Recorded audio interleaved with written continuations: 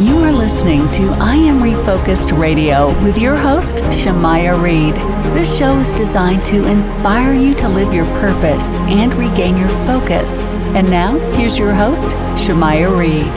Welcome back to I Am Refocused Radio. We are here once again. We have a special guest, Mark Dolfini. He knows a lot of things, and I can't wait to get his life story because not only did he serve, he is a U.S. Marine veteran.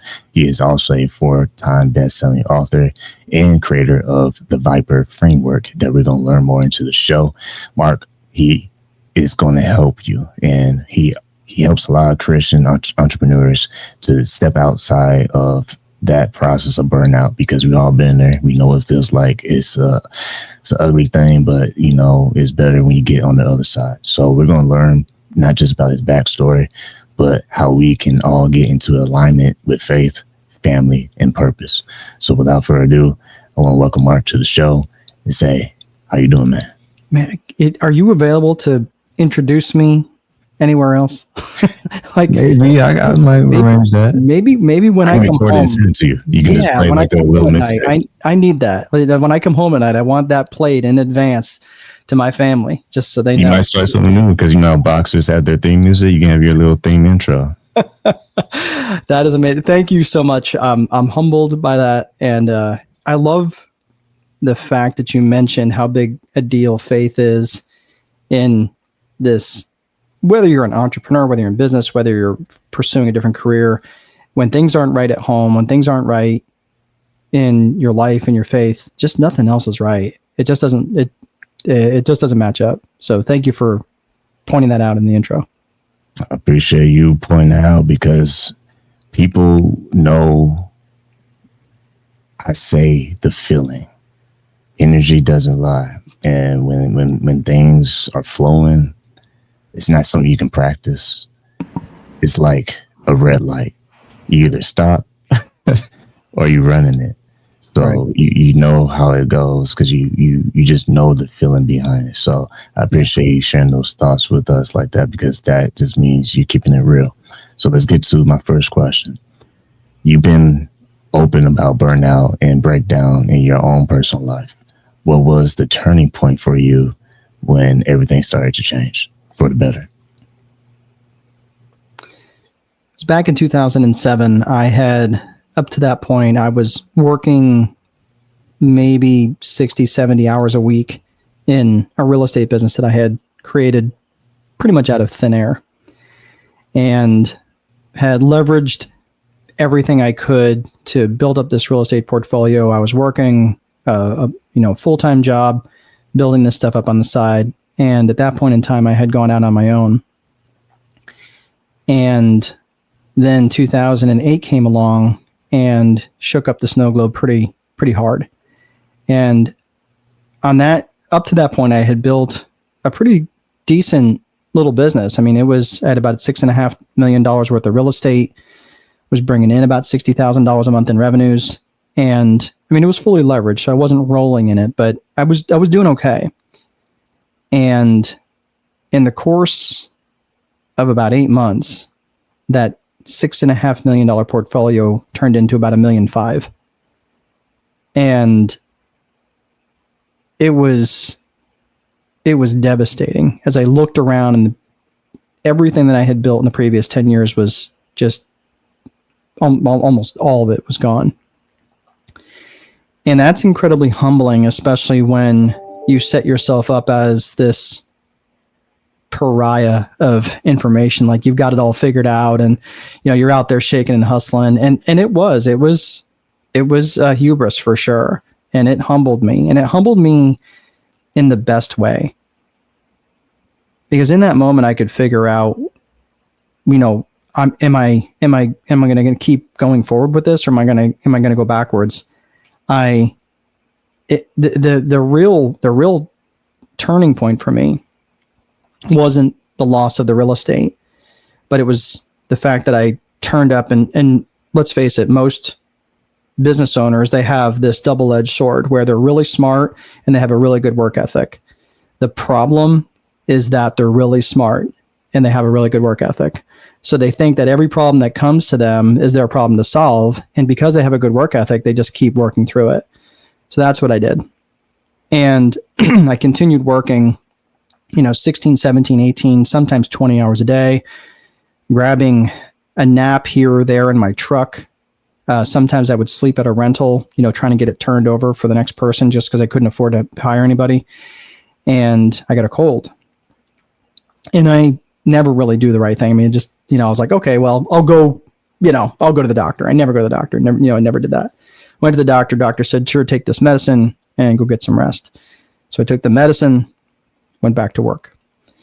It wasn't long because my body was so run down that this simple cold turned into double pneumonia. And the only way I could breathe was to put pressure on my chest and lean over the back of a chair. Of course, at this time, I didn't know it was double pneumonia. I just knew something was wrong. And they brought me, I went to the hospital, went back to the hospital and walked in and they said, hey, you are, we're going to put you in this triage room, figure out what's going on. And as they laid me down, things started to get bad pretty quick and they left me alone. And I remember laying on this gurney and I was getting tingling in my hands and feet and I started mouthing for air like a fish out of water. And the edges around my vision turned into a tiny pinpoint of light way off into the distance. And I remember how surprised at how calm I was with all this going on. And it was in that moment, I was like, holy crap, I'm going to die. I've literally almost worked myself to death. And so closed my eyes, thought it was going to be the last time I was going to see this side of heaven. And people woke me up, got a mask fit over my face, and then they admitted me to the hospital. When I realized what was going on, they had, got me some breathing treatments, and I thought I was, getting ready to go back home. And the real turning point was what I'm about to tell you now. I was laying in bed, and I was feeling a lot better. This woman had walked in, and she told me that she was a hospitalist, and I didn't know what that meant, but basically it's the doctor who's kind of the liaison between your care and what's going on, basically what the treatment plan is. She had shoulder length dark hair. She had a doctor's coat on and a stethoscope around her neck. She came in and she put her hands in the front pockets of her coat and she said, if you think that you're going to check yourself out of here and leave, you're horribly mistaken. You're going to be right back here if you make it, if you survive. And she says, just as she turned to leave, she turned her back and she says, people who look like you at your age don't lay in hospital beds like this. You need to get a real look at what's going on in your life. And with that, she left. And it was in that moment that I realized something had to change significantly the way I was doing my business. And it did. And if it wasn't for that woman, I don't know that I would be here to tell you that story. Wow. When you said that, if you wanted to use her like a symbol, it's like life sometimes flash these warnings. At some point, you're going to have to understand the impact of that warning if you ignore it even further. So my follow-up question would be is, I understand what she said. What was your next move? Well, I would love to say it was cupcakes and sunshine after that. But the reality, it was not a Hallmark moment, for sure, but it was a turning point for sure, most certainly. it makes you think. It really did. Yeah. And I can't say that everything there. And I mean, I just started taking stock of what was going on in my life. And I started realizing that I couldn't do all this by myself. And again, that's where I started to realize that I really did need help, and not just help from the outside in, where I was like needing information that I didn't have. It wasn't about that. It was, I had to let go of certain things that were these low dollar activities that I was holding on to just because I was a control enthusiast, and that was a problem. So I had to start to learn how to be a boss. I had to learn how to put systems in place. And people talk about systems, from a business perspective, how important systems are. But systems are necessary, and they're really important, especially for a business that needs to scale or is ready to scale. But systems are only part of the process. Systems are only one half of the equation. The other half of the equation is the psychology, is the social aspect, is the human aspect, is the leadership aspect. And I needed to learn both. The systems were massively missing in my business. And once I got the systems in place, then I needed to learn how to be a leader, and not just a boss, but truly be a leader. And not and even that side I struggled, because once I started bringing people in, they started walking all over me, and I'm a nice guy. I don't like being a jerk. But then they forced me to being a jerk, and I don't like being that. That wasn't natural for me. And that was the problem, is that I had too much caring and not enough candor. I had, and as a result, people walked all over me. So I had to learn to have equal parts of caring and honesty with these people, to say, hey, look, I care about you, but I am going to hold you accountable. And that journey of going down that path of learning both of these things, I'm just blessed now that I learned those things and I get to teach those things to other people, because I don't want anyone going through what I did.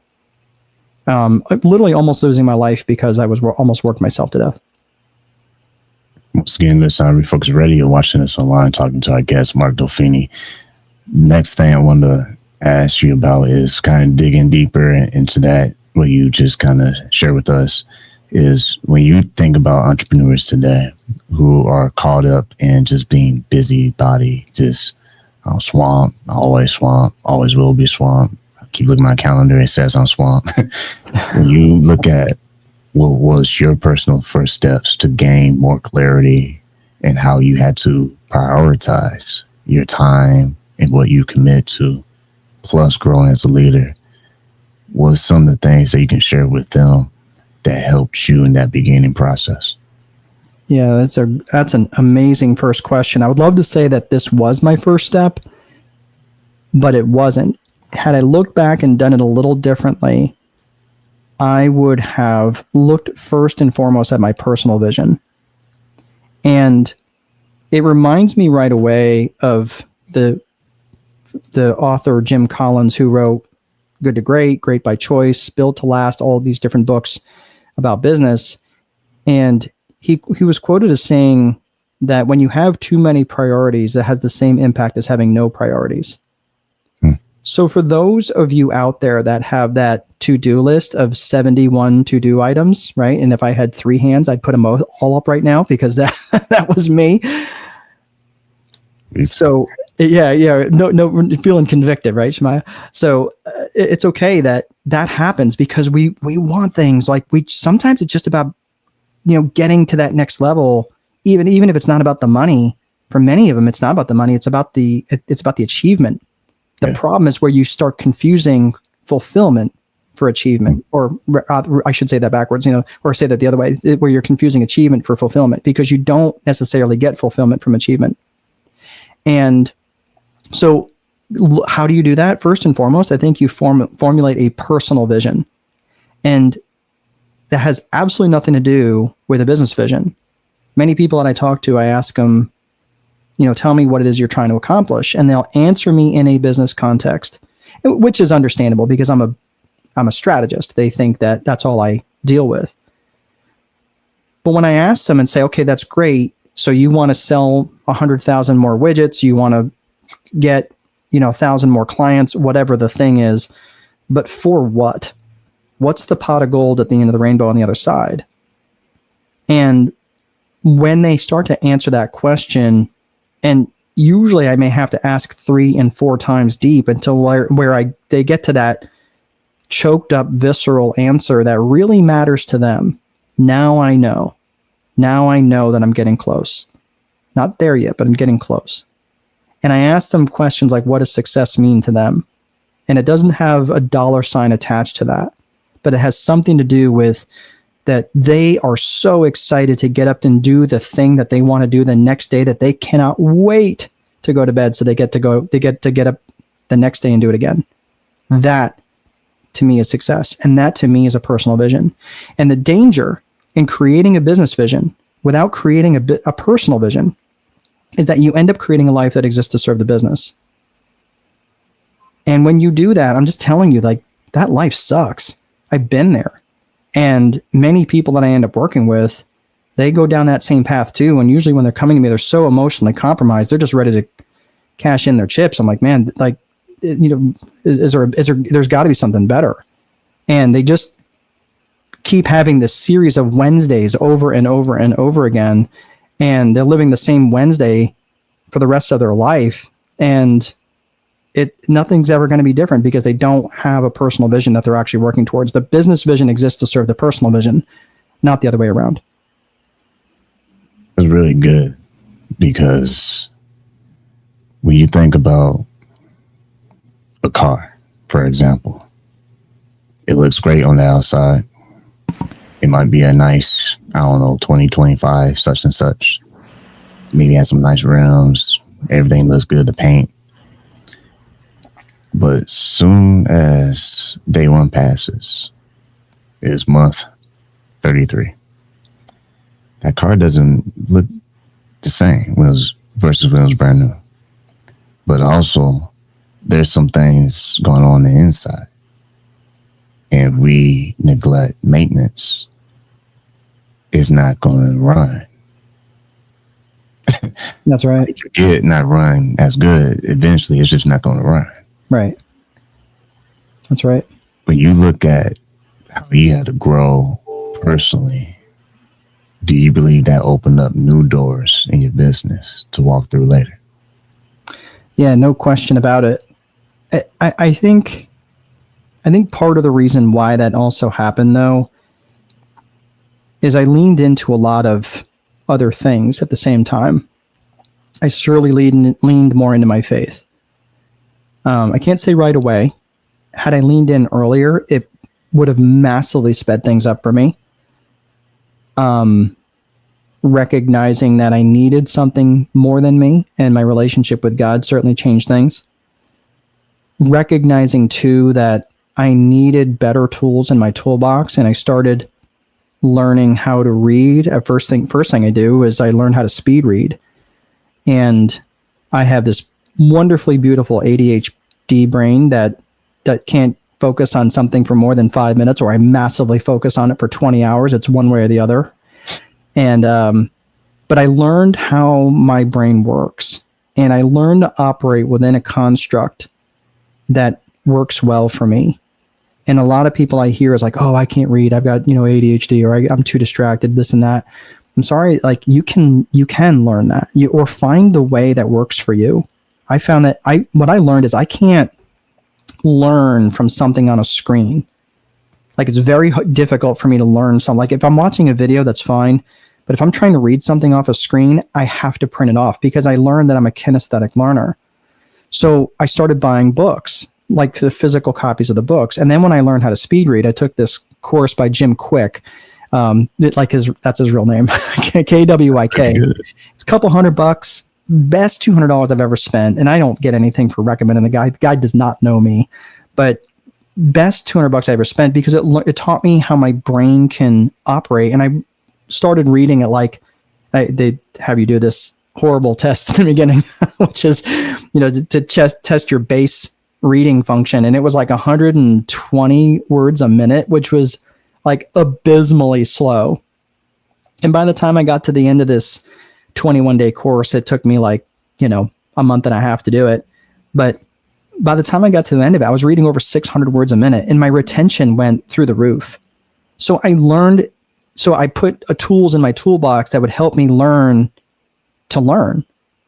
And once I did that, literally everything was on the table from lead generation and marketing and networking to selling better and selling in a way that didn't involve holding people's heads underwater and and learning operations and fulfillment and learning about the accounting function and finance functions and all these different aspects of business that I needed to learn. And then from the leadership perspective of all those tools that I needed to put in my toolbox around how to understand and create trust with people and to communicate with people more effectively, and the effective use of story.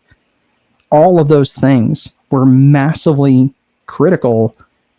Each one of those things was just another piece of sand on the scale that started to tip eventually towards success, where now I have an amazing relationship with my God. I have an amazing relationship with my gal. We have a 19-year-old, a 17-year-old, and a 2-year-old. And all of those kids, I mean, and I'm 52, and I didn't really do the math on having a 2-year-old at 52, but all right, there it is. But we were intentional about wanting to expand our family. And all of those things really, even about putting tools in my toolbox to have an effective marriage. And, even people, that's another thing is, people, they want success, they want successful marriage. And I'm like, they ask me, how did I end up having such a successful marriage? I'm like, I study, I learned, I read, I try things, like we do a lot of effort, to be it's not natural to be a good husband and good wife. Sometimes you need a little bit of training, and that's okay. But when you're falling short, be willing to lean in. And I think that was one of the best things that I ever did in getting really intentional about learning to be successful. So that really made a big difference for me.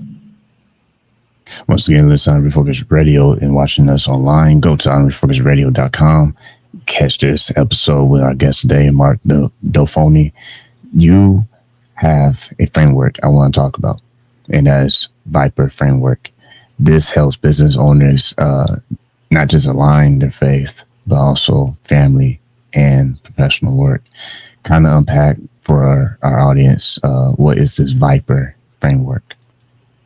So V.I.P.E.R is a methodology that I eventually came up with when I have a real estate, I've been in several businesses. I have a real estate business, I have a property management business. And on the other side of that business, my first book was called The Time Wealthy Investor. And in that book, I laid out what's called the V.I.P. method. And V.I.P. stood for vision, infrastructure, and process. And eventually I went on and started working with small business owners and niched up a little bit, in which the V.I.P. method evolved into V.I.P.E.R, which is vision, infrastructure, process, execution, and reporting. So the short version of this, and it's pretty comprehensive, but the first part of the V we already talked about, which is personal vision and business vision. And when you're thinking about your personal vision, again, it's like, what's the pot of gold at the end of the rainbow for you? Again, that's the main circuit breaker that all decisions should be made by, right? That's the guiding light. So when you're coming up with the business vision is defined by 3 C's, which is core purpose, specifically what the business is in. What is the business in and what problems does it solve? That's the core purpose. The second C is core values. And that is, what does the business stand for? Like, how would the world be worse off if you were no longer in business? And that's a really important thing. And because our business core values and our businesses are just an extension of us, that's why the business core values have to be in alignment with your personal core values. Because you can get into a business that doesn't align with your core values, and then you want to talk about a soul suck, that will do it. So if you've ever worked for an employer that didn't align with your core values, you know what I'm talking about. So that core value piece is really important to define, and how you want to do business. Like, what's important to you, and how would the world be worse off if you were no longer in business? So that we talked about core purpose, specifically what business you're in, core values, what's important to you about this business, and how would it be worse off if you were no longer in business. And finally is the client avatar. Who specifically do you want to work with? And be really specific and define them geographically, where they are, demographically, who they are, and psychographically, how they think. What are their attitudes? What are their lifestyles? What are their interests? What are their goals? And when you can answer those questions, you can really have a business that is much more directed towards and much more directed toward the people that you want to work with. And they're much easier to find because they're much easier to market to. So that's the business vision, right? So that's vision. The next piece is infrastructure. So we're talking about the V.I.P.E.R method. The next piece is infrastructure, and that's just the bones of the business. It's the desks, the chairs, the software, the websites, payment processing systems, things like that. And it's kind of the boring piece, but everybody tries to beef it up with process. They try to like put processes in place before they have infrastructure, and it's the cart before the horse.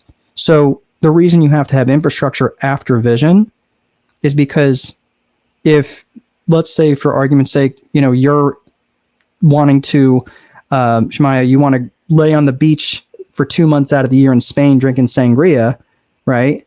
That's going to, and if your infrastructure requires you to return emails and phone calls in a timely manner, that's not going to be a great experience for you when you're trying to lay on the beach for 2 months out of the year, right?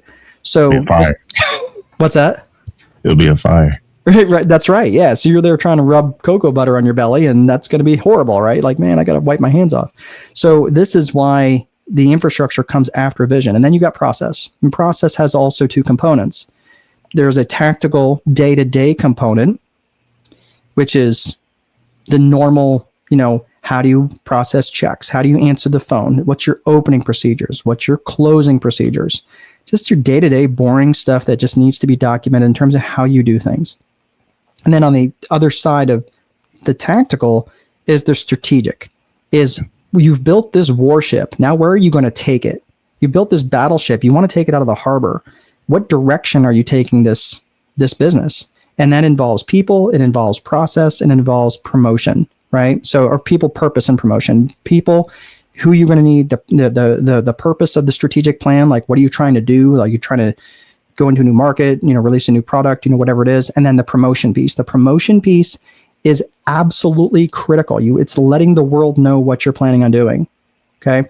And that's the process portion, right? So we talk about vision, we talk about infrastructure, we talk about process. The last two pieces are execution and reporting. Execution has to be defined because, and I like defining it with either a daily 3 or a daily 5, no more than 5 specific needle moving activities that you're going to do that's going to drive you toward your strategic plan. Because if you're not really clear about what you're going to execute on, you will wander. You will get into work and you will just do whatever you feel like doing that particular day, whatever shows up on your desk. And that's not being strategic. That's being reactive. So you have to be really clear. And again, this is why I mentioned earlier that when you have too many things on your to-do list, right? You have too many priorities. It has the same impact as having no priorities. So that's why you have, for me, the sweet spot number is 3. If I have 3 things that I know that I'm going to do that day that are going to be needle moving activities towards my strategic plan and towards my business vision, I know I'm doing the right things. Like, for example, this right here today was a needle moving activity for me. So thank you. I appreciate you doing this for me. And appreciate you. And so thank you. And then the last piece is the reporting function. And the reporting function is basically 2 very simple things. It's tracking lead metrics and tracking lag metrics. Your lead metrics are your activities and your actions. So when you're tracking your activities and your actions, it's all the stuff that you are doing in your daily 5. So you're just tracking those things, just making sure I'm putting my reps in, I did my 20 items this week. Great. Okay. I'm scored 100, right? Or I didn't do so well. I need to execute better. Okay, great.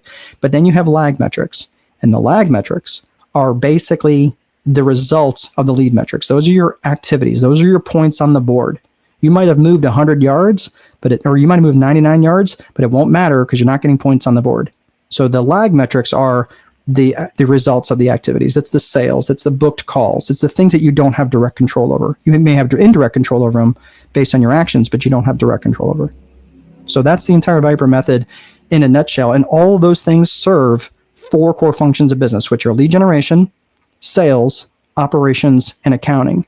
And the customer's journey happens in that order.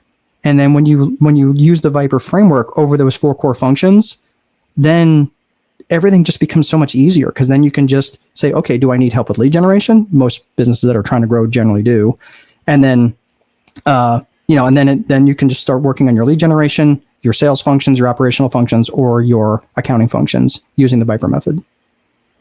It's really good. It's really good. You're going to have to, you watching listeners, you're going to have to replay that back just to get even more deeper into it for it to actually marinate, because one time it's not going to be enough. This is something you're going to have to like do your daily reps in. So I like the way you broke that down, because it's easier to just kind of go with the flow. Yeah. Just be real. But one thing I want to add to the tool part that you said is that when you are not operating with the right tools, then you become stagnant.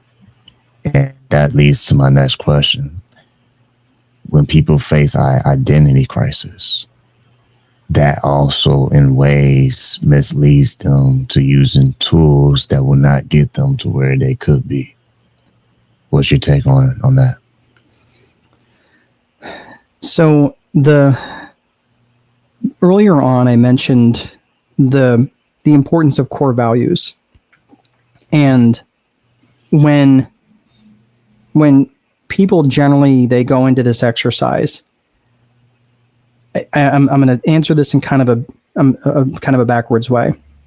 So I think when people get lost is when they lose their values. They're not really sure what it is that they stand for. And as a result, they end up signing up for things that they're really not, like, how do we get here? Sort of question. And most times when I'm asking people about their core values of their business, it's the first time they've really been asked to define their core values ever in their life. And I've seen lots of different approaches where people say, like they'll Google a list of core values and it's like, well, circle the top 20 that make the most sense for you. And then take that 20 and boil it down to 10, and then take that 10 and boil it down to 3. And those are your core values. I look at it a little bit differently. I think when people have enough life experience, it's really helpful. So you have to have some age on you. You have to have a little bit of age on you. Generally in your mid-20s, you start to recognize what your core values are, because you've experienced loss. You've experienced maybe a little betrayal, maybe a little bit of hurt, but you've also experienced some amazing things in your life. And it's those extremes which are going to reveal your core values.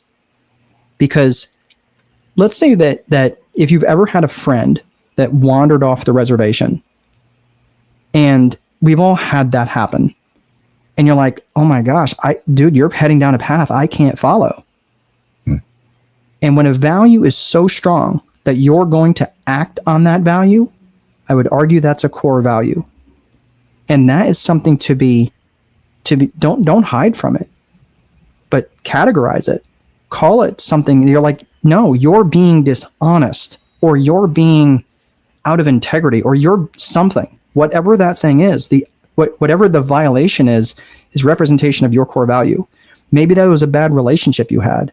Maybe it was whatever it was, right? Some sort of injustice. And that you were like, no, I can't just sit here. I have to do something in my soul. Yeah.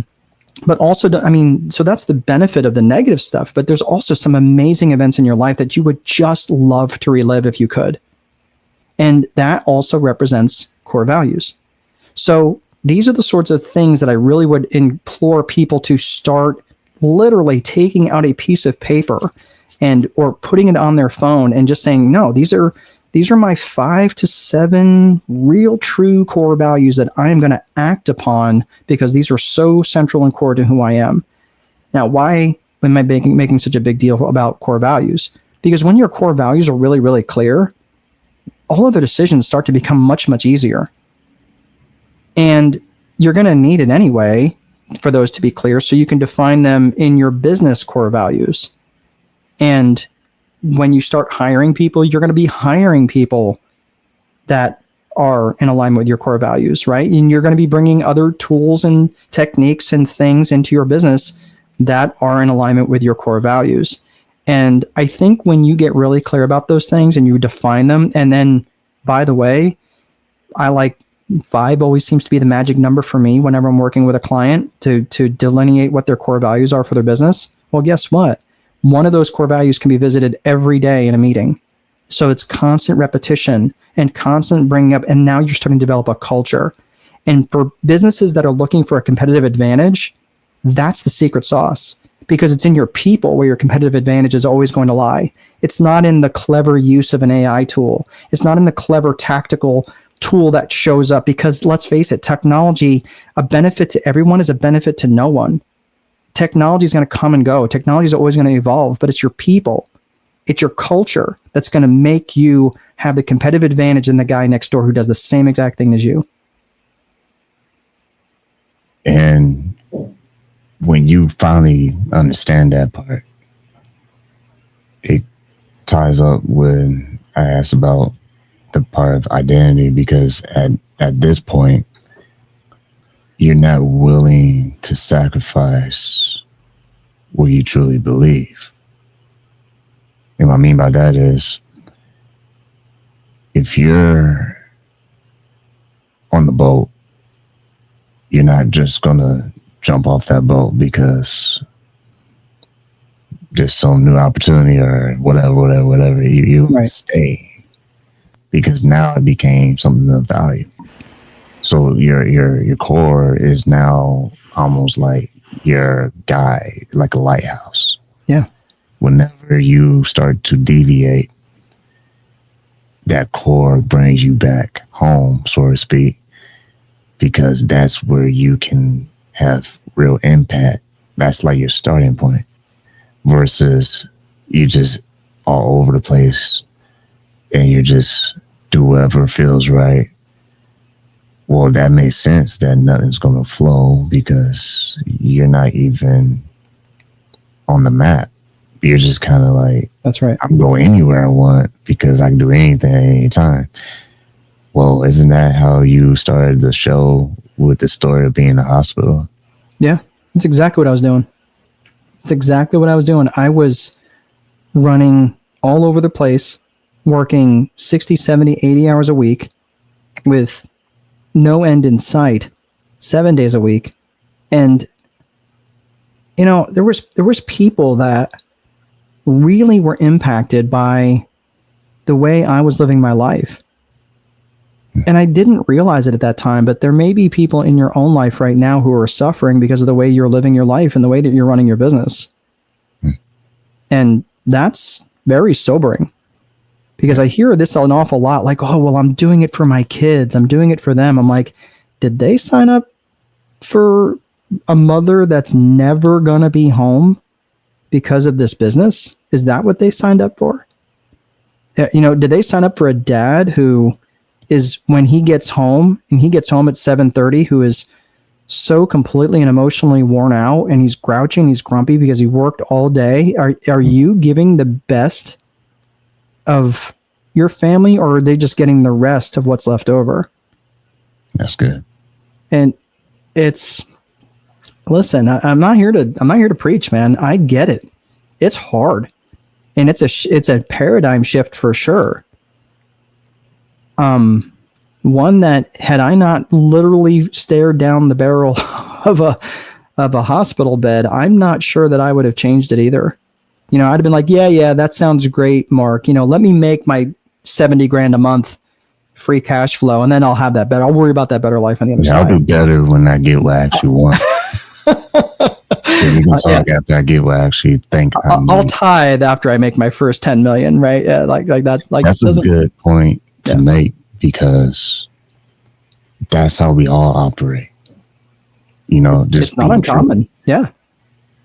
And what I mean is, we all are in survival mode in certain parts of our lives, where we're like, I got to work 60 hours. I'm not waiting for the miracle. I got to do what I got to do. Yep. But what's also true is that what else has to be sacrificed when you're thinking, this is what I must do? Yeah. How much do you believe overthinking plays when it comes to, okay, yeah, maybe in reality is do or die. You need to survive. You need to put food on the table. You have to have a roof over your head. Yep. how you balance that thinking to where gotta get back to the core and what I value in life, because long game, that's going to give me more peace than this short term thinking that I just got to do what I got to do to survive. Yeah. Well, I think you start by starting. And many people ask me this about education. You know, where should I start? You start by starting. Pick up a book that's easy to read. Pick up, do something, right? But in this particular case, you start by starting to craft a personal vision of what you really want your life to be about. And I'm talking about some real honesty about really what you want. And, recently I went back to school recently to pursue my PhD. And many people are like, why? Like, dude, you're in your mid-50s. You don't need that credential. Like, what is it? What's the difference? You've got all these books published. You can, but it's not about the PhD. It's about the goal that I want for me, that I'm like, can I really do this? Am I ready for this next level thing? And I went to my bride and I said to her, hey, sweetheart, this is something that's kind of been on my radar for a really long time. Are you okay with this? She says, we talked through it. We prayed about it. And yeah, and I decided to pull the trigger because it was something that was next for me.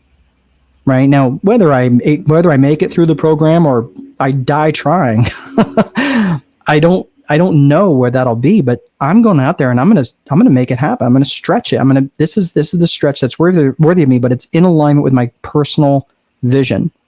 It's in alignment with my personal vision. And you asked about keeping it in balance. I don't think you ever can have balance. I think balance needs to be removed as a word that needs to be removed from the equation. I do believe you can have harmony. And I think the way that you establish harmony is, the best way I can describe this is a conversation that was had. I recently attended the Global Leadership Conference, and wonderful woman. I just want to be this woman's best friend. Her name was Tashonda Duckett, and she is the CEO of TIAA-CREF. I currently am working with a CEO of a software development company who actually worked under this woman, and they affectionately called her T. Duckett. Unbelievable leader, just phenomenal. And she said something that I thought made a lot of sense. And she looked at it from a financial perspective. And she says, if you're looking at your portfolio, right, your investment portfolio, and you have like 90% stocks and 3% bonds and 7% silver and gold, she's like, your portfolio's out of balance. You need to reallocate. And she said, can I say that, like I'm going to give my kids 20% of my energy, and I'm going to be okay with that, because I know that because I've defined that I'm going to give them this time from 6:30 to 8:30 every night, no questions, like with rare exceptions, but I'm going to be honest about that. And then I might need to reallocate from time to time. But if I know that that's what I'm going to do, then there's no discussion and I'm okay with it. And I thought that made so much sense, the way that she goes, and sometimes you need to rebalance your portfolio. Sometimes the business needs more. Sometimes the family needs more, but you rebalance and you reallocate. And I thought that paradigm made so much sense. And I think if people looked at their personal visions that way, not as something that's an afterthought, but everything exists to serve that personal vision, then not in an arrogant, self-serving way, but in a way that's truly authentic to who you are, that you can be truly authentic in using God's gifts that he's given you and be a good steward of the gifts that he's given you, then I think everything else just falls into place. And for me, it certainly has. So I think that's the way to go about it.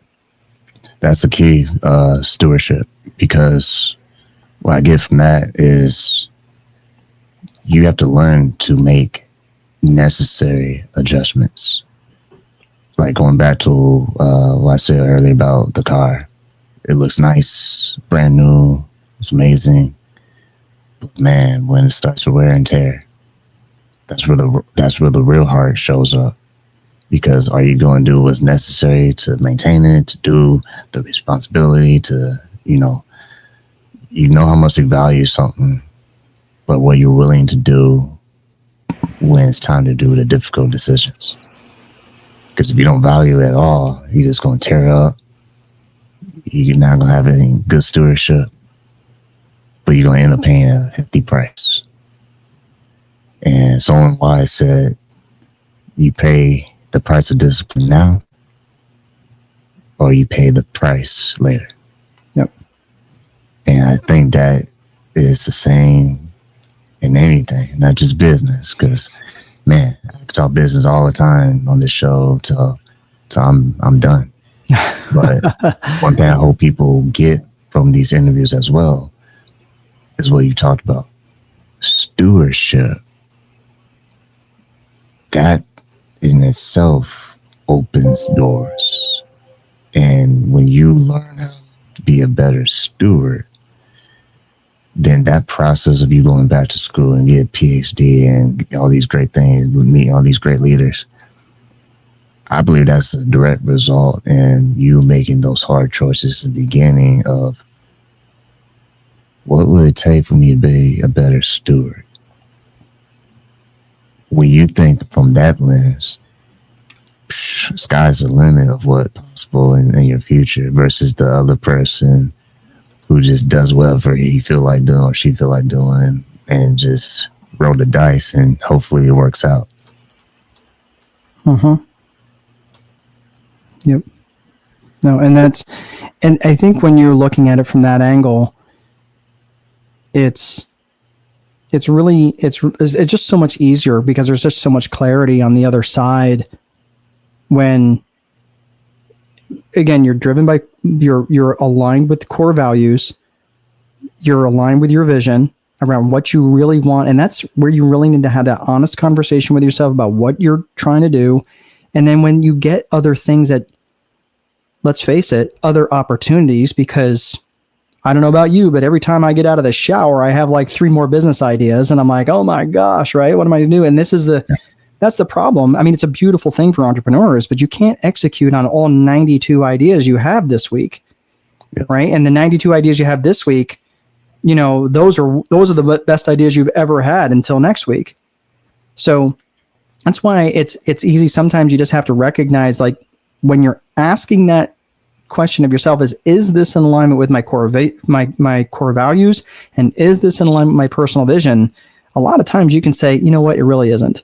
It really isn't. This is just something that, or sometimes you just need to get it out of your head, which I carry around a little physical book because I'm a kinesthetic person, where I write it down and go, hey, I'm gonna do this eventually, but not right now. Not right now.